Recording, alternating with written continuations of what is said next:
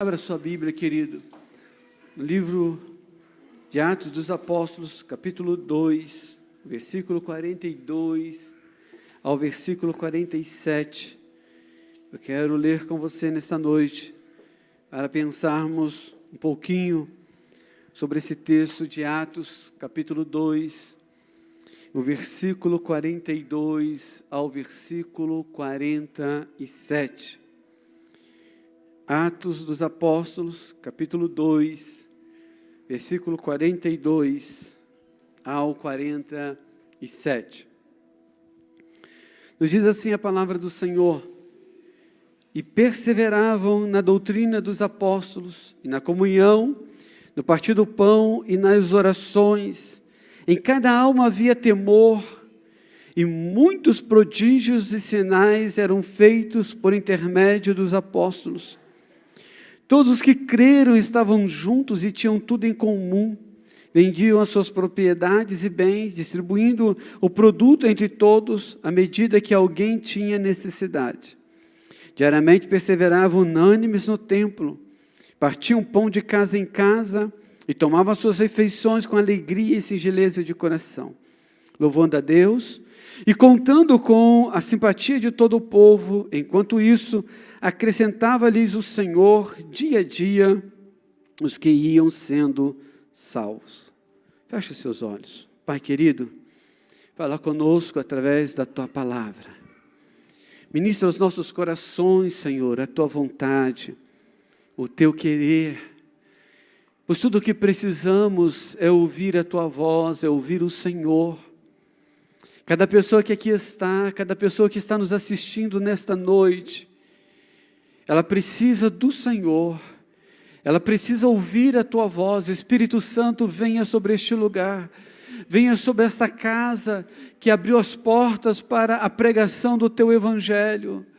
Espírito Santo, invada esta casa, estes corações que aqui se encontram, ó Deus, abertos para Te adorar, para Te invocar nesta noite. Tudo que precisamos, Espírito Santo, é da manifestação poderosa de Ti em nossas vidas. Em nome de Jesus, fala conosco, Pai, para a Tua glória. Amém, Senhor. Podeis estar assentados, meus queridos. Que bom ter você aqui nessa noite, para juntos cultuarmos ao Senhor, celebrarmos a Santa Ceia do nosso Pai Celestial.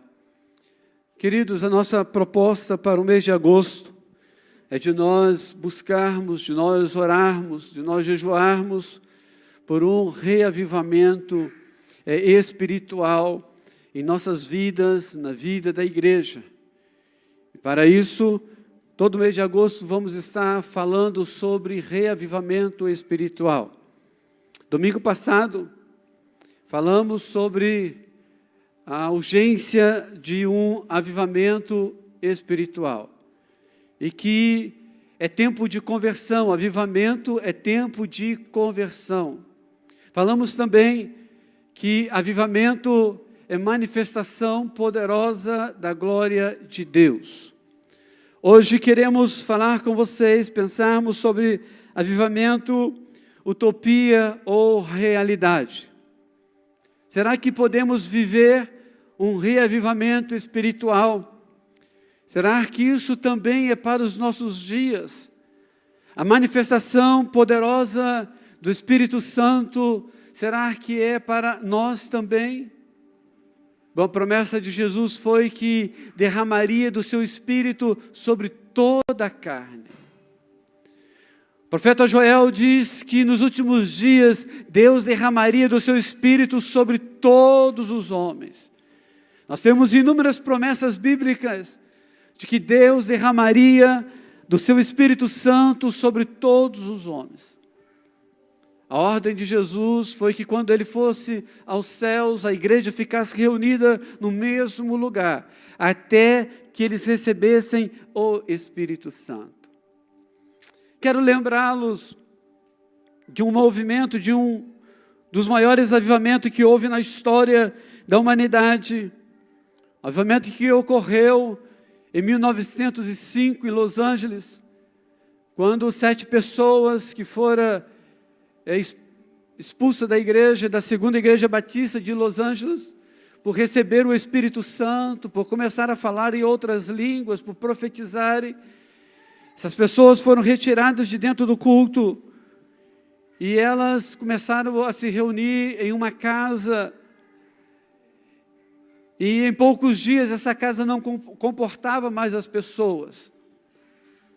E então eles alugaram um templo que estava fechado há mais de 3 anos, que estava sendo usado como depósito de material de construção, e como estábulo para a pessoa que alugara, guardando ali os seus animais.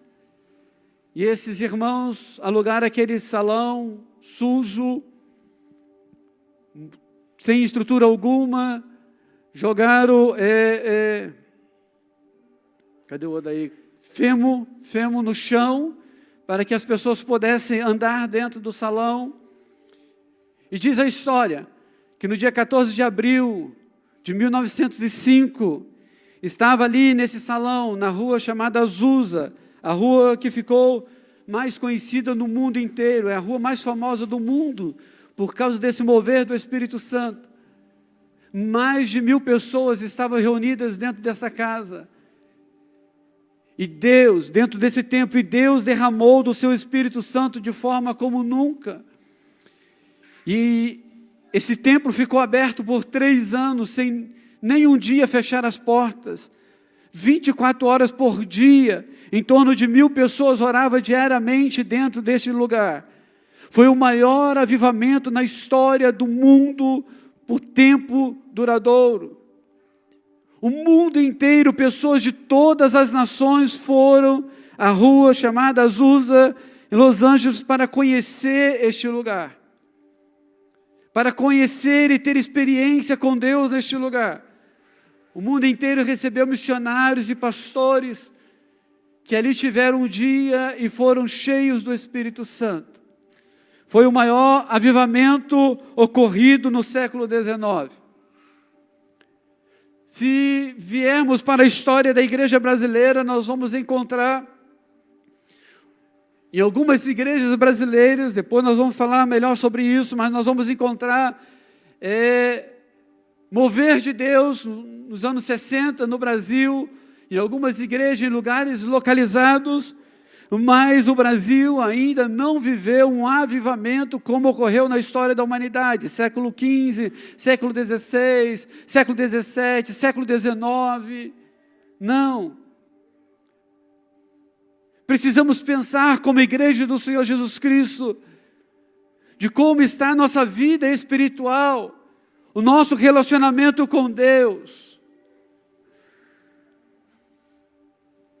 Será que estamos naquela condição de semi-morto, de semi-vivo, como você queira? Se você pensar num estado clínico, espiritualmente falando, qual seria a sua condição? Estaria hospitalizado na enfermaria, na CTI, como diz no Rio de Janeiro, ou na UTI, como diz aqui? Qual a sua situação espiritual?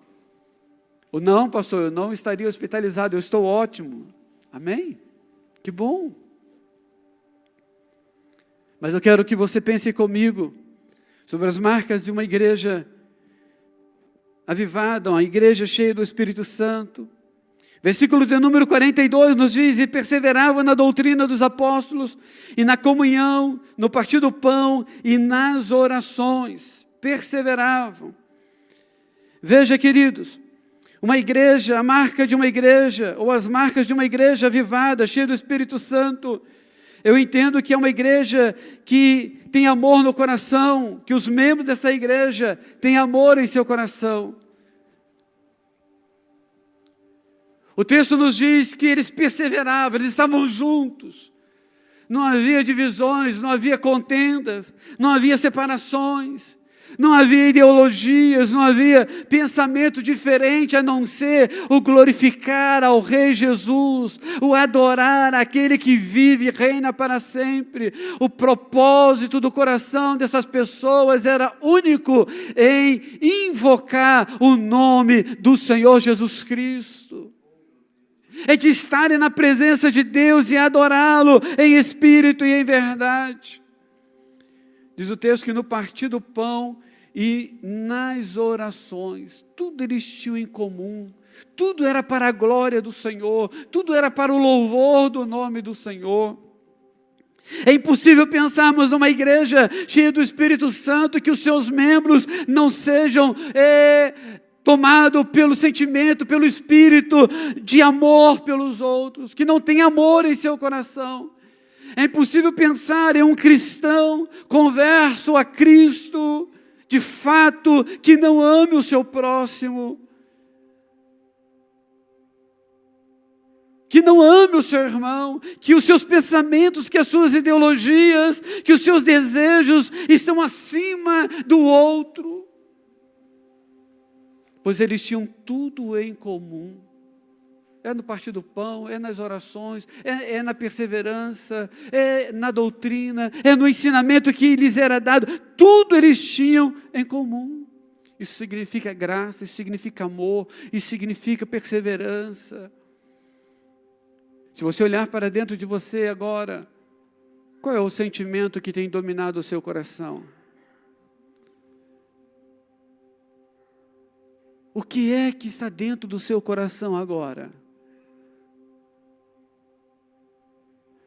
A segunda verdade, a segunda marca que eu quero destacar nesta noite com você, está lá no versículo 43, que diz: em cada alma havia temor, e muitos prodígios e sinais eram feitos por intermédio dos apóstolos.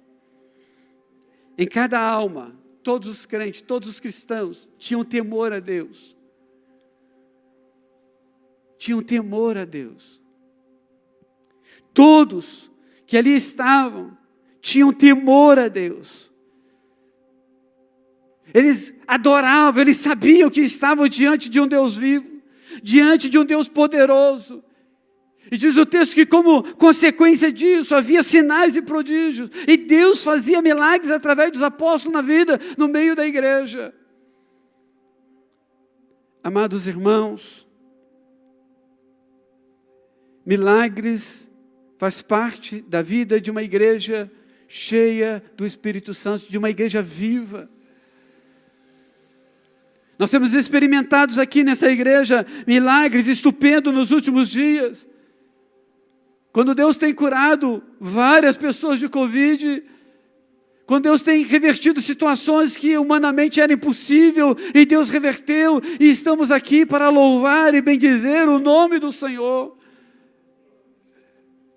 Mas não se resume a isso, queridos, a vida espiritual não se resume a isso. Deus quer fazer muito mais em nosso meio, Deus quer fazer muito mais através das nossas vidas, através da sua vida, aonde quer que você esteja. No seu trabalho, na sua família, na sua escola, na faculdade, onde quer que você se encontre, Deus quer fazer milagres através da sua vida. Deus quer derramar do seu Espírito Santo sobre você, e você ser cheio do Espírito Santo, ao ponto de você estiver com o pecador, ele ser tocado pelo Espírito Santo de Deus que habita em você. O maior milagre que o ser humano precisa não é de uma cura física, é da cura da alma, é do perdão dos seus pecados, é da remissão dos seus pecados, é de ter o seu nome escrito no livro da vida, é de ser salvo e liberto pelo sangue de Jesus Cristo derramado na cruz do Calvário. Mas eu e você sabemos, pois a Bíblia diz que só o Espírito Santo convence o homem do pecado. Não é por pregar teologicamente correto, não é por falar palavras bonitas, não é por cantar maravilhosamente, tudo isso é muito bom, mas se não for movido pelo Espírito Santo, não fará diferença alguma na vida de ninguém. Ninguém será salvo, não haverá prodígios, não haverá maravilhas. E uma pessoa cheia do Espírito Santo, apenas em você tocar nela, e você conversar com ela, a sua vida já é transformada, porque é a manifestação soberana do Espírito Santo na vida dela. Marca de uma igreja cheia do Espírito Santo. Terceiro e último lugar, é uma igreja que tem paixão por Cristo. É uma igreja que tem paixão por Cristo. Versículo 45, versículo 46, versículos em diante vai nos mostrar isso. Vendiam suas propriedades e bens, distribuindo o produto entre todos, à medida que alguém tinha necessidade. Diariamente perseveravam unânimes no templo, partiam pão de casa em casa e tomavam as suas refeições com alegria e singeleza de coração, louvando a Deus e contando com a simpatia de todo o povo. Enquanto isso, acrescentava-lhes o Senhor, dia a dia, os que iam sendo salvos. Deixa eu lhe fazer aqui uma observação teológica. A Bíblia não manda... Jesus não mandou, a Bíblia não mandou esses cristãos venderem as suas casas, as suas propriedades e distribuírem entre os pobres, entre os necessitados. Isso não existe na Bíblia. Deus nunca mandou ninguém fazer isso. O caso aqui específico foi uma decisão de algumas pessoas dentro da igreja da época, porque entendiam que Jesus iria voltar por aqueles dias e iria arrebatar a sua igreja. E esses cristãos, movidos pelo Espírito Santo, fizeram isso. Mas isso não é uma ordenança bíblica. Deus nunca mandou ninguém fazer isso. Mas isso mostra o quanto essas pessoas estavam tão apaixonadas por Cristo, que elas vendo alguém passando necessidade, elas não pensavam duas vezes em ajudá-la, em socorrê-la. O que muito hoje não acontece. Quando vimos alguém passando necessidade, procuramos às vezes desviar o caminho, passar longe para não nos comprometer. O texto diz que essas pessoas perseveravam todos os dias no templo, buscando ao Senhor, orando, clamando ao Senhor. Essas pessoas tinham paixão por Cristo. Tudo o que elas queriam era estar na presença de Deus, era estar perto de Cristo, era buscar ao Senhor, era ter uma experiência com Cristo, era ter uma experiência com Deus, era receber o Espírito Santo. O grande avivalista, Jonathan Edwards, ele disse que um cristão verdadeiro é 10 vezes mais convicto da sua maldade de seu coração e de sua corrupção do que o cristão hipócrita. O quanto precisamos do Espírito Santo agindo em nossas vidas. Sabe, irmãos, não tem como pensar nisso e não fazemos essa relação. Todo jovem apaixonado, ele faz loucuras para encontrar com a sua namorada. A namorada faz loucura para encontrar com o seu namorado. Não tem cansaço. Trabalha o dia inteiro, faz faculdade à noite, depois da faculdade ainda se vê.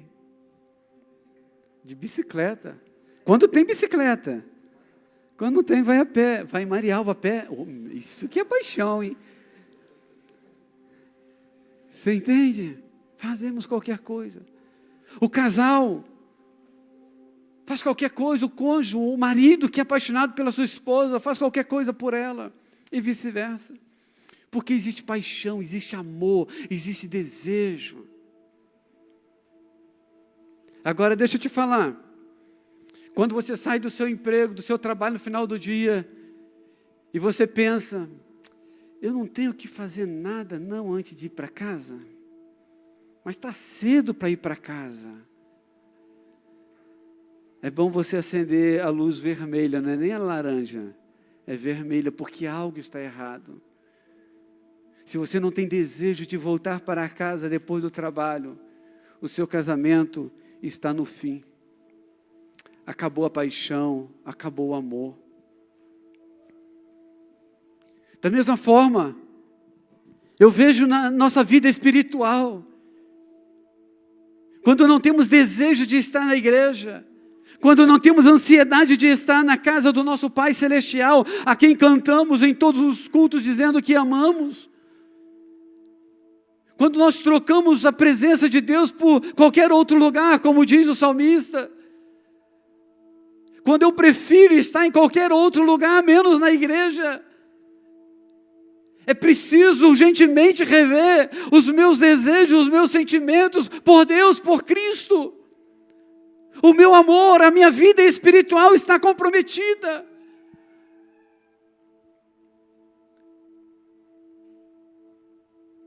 Sabe, queridos, eu pensava nesse texto, nessa mensagem, e não tem como não nos lembrar de algumas coisas, não que eu seja velho assim, mas o Odaí vai poder falar melhor, né?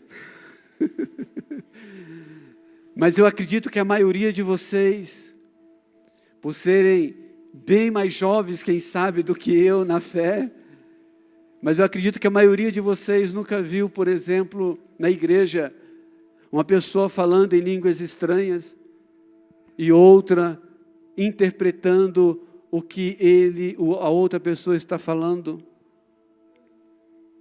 Eu acredito que a maioria de vocês nunca viram alguém profetizando de Deus de verdade, de fato, para alguém dentro da igreja. Assim como também a maioria de vocês chegaram na igreja quando a igreja não tinha mais culto de oração, ou quando o culto de oração da igreja era sempre 5, 6 pessoas, 7 pessoas, não mais do que isso. Porque quando eu era criança, o culto de oração era o culto que mais dava gente na igreja. A escola bíblica dominical era o culto que mais dava gente na igreja.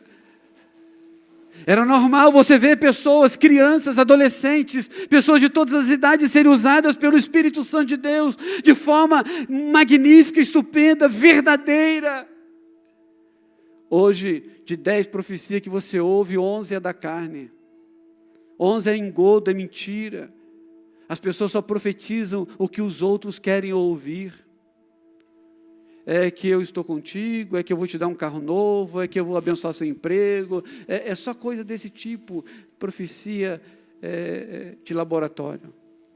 O que nós queremos é ver a manifestação soberana do Espírito Santo na vida da igreja, que gera transformação, libertação e vida abundante em Cristo Jesus, o nosso Senhor.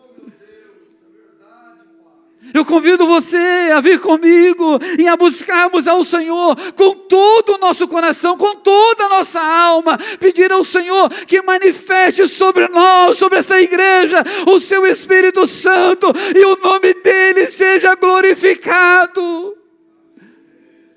Não é para ninguém se aparecer, não, é para a glória e honra daquele que vive e reina para sempre. Pai, faça aqui uso das palavras de João Batista. Importa que eu desapareça e que Ele apareça, porque Ele é o Senhor da vida. Coloque-se em pé.